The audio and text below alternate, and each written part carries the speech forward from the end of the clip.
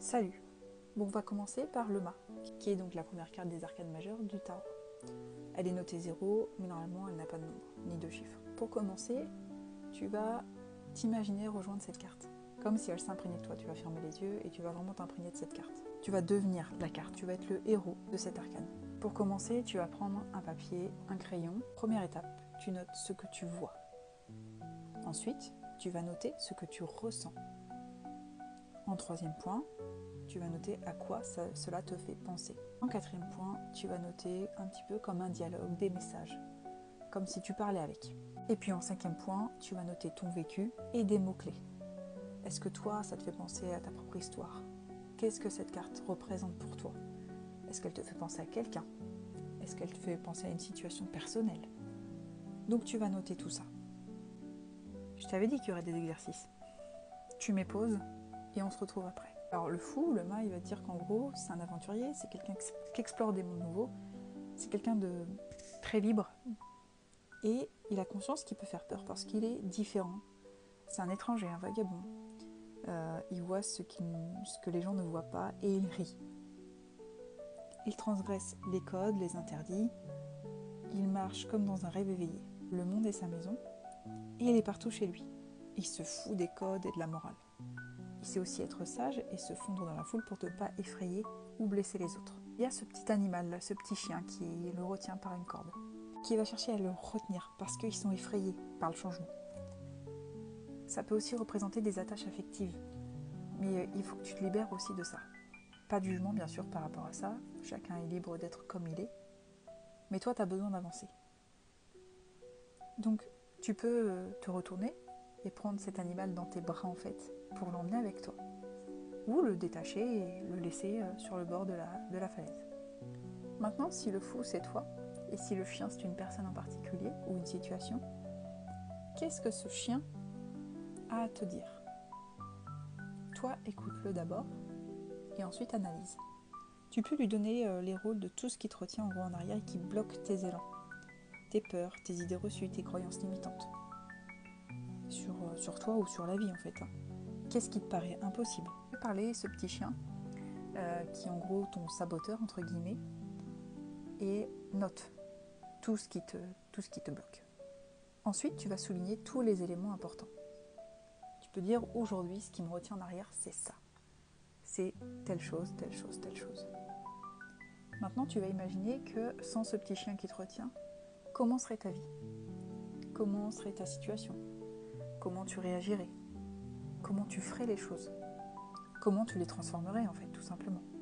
Est-ce qu'il y a des choses que tu peux vraiment transformer? Est-ce qu'il y a des choses que tu peux réellement changer? Et est-ce que tu peux réaliser des actions qui vont aller t'aider à acter cette transformation? Le fou, en fait, le mât, c'est la part de toi qui est originale, qui est farfelue, qui est une autre de tes facettes, qui est un petit peu cachée au fond de toi et que tu n'assumes pas toujours, mais qui a une énergie joyeuse et créative. Et c'est cette part qui refuse en fait de se plier au conformisme, en fait, tout simplement. Bien sûr, on n'est pas dans un état de rébellion intense, ce qui serait absolument stérile, clairement. C'est cette petite étoile au fond de toi, en fait, qui a envie de faire des choses, mais qui est bloquée. Alors maintenant, tu vas me dire, comment tu vis les moments où tu as l'impression de ne pas savoir où tu vas? Comment tu ressens ça? Est-ce que tu arrives à sortir un peu des sentiers battus? Ou est-ce que tu t'infliges toujours un cadre très rigide? Si tu arrives à le faire, comment tu te sens par rapport au regard des autres? Est-ce que toi, tu te sens bien? Est-ce que tu te sens mal parce que d'autres personnes pourraient éventuellement te juger? Est-ce que aussi tu as parfois des élans pour faire quelque chose, pour changer les choses? Et est-ce que tu arrives à suivre cet élan-là? Est-ce qu'il y a des fois où tu as envie de tout quitter, tout laisser derrière toi et tout recommencer à zéro? Est-ce que tu as la trouille en fait? Est-ce que tu as peur de quitter un certain confort? Ou simplement tu ne sais pas comment faire? Je te dis que si tu attends, il va peut-être se passer quelque chose. Maintenant que tu as fait tout ce travail, tu peux te dire, aujourd'hui j'ai pris conscience de. Attention, prendre conscience, ce n'est pas acté, mais au moins, c'est l'intégrer en toi. Alors maintenant, je vais te dévoiler un petit peu les aspects positifs et un peu plus négatifs de cette carte. Donc cette carte, elle représente l'originalité, la liberté, l'aventure, les nouveaux départs, l'élan, la motivation, la sagesse, le cheminement aussi. Un petit peu de rébellion, du génie, parce qu'évidemment, des fois pour se lancer dans quelque chose qu'on ne maîtrise pas, il faut du génie, clairement, et un petit peu du pèlerinage et de l'irrationnel. Quand en fait tous ces côtés-là ont été un petit peu blessés, rejetés, que ces notions-là sont mal intégrées ou pas intégrées, ça va plutôt représenter pour toi de la folie, de l'errance, du rejet, une personne qui ne sait pas où se poser, qui ne trouve pas sa place, de l'incertitude, des incompris, de la transgression et de la provocation. Donc ça, c'est vraiment quand la notion de liberté, d'originalité, d'aventure n'est pas intégrée. Et enfin, pour terminer, tu peux faire une action, aujourd'hui ou demain, par rapport à cette carte. Soit tu fais une chose inédite, je sais pas moi, comme changer une petite habitude. Pas besoin d'en faire des caisses dès la première fois, mais je sais pas, prendre une route différente par exemple, pour rentrer. Mettre un habit différent de ce que tu mets d'habitude, que tu as dans ton placard et que tu n'oses pas mettre. Faire quelque chose de différent tout simplement, oser.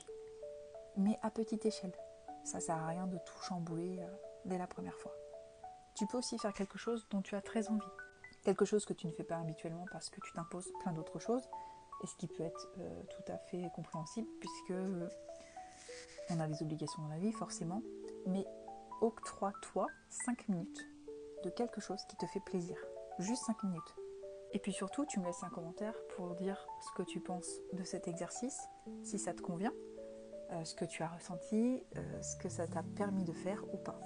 Et moi, je te dis à plus tard pour la prochaine carte sur une autre vidéo. Allez, ciao, ciao, bye!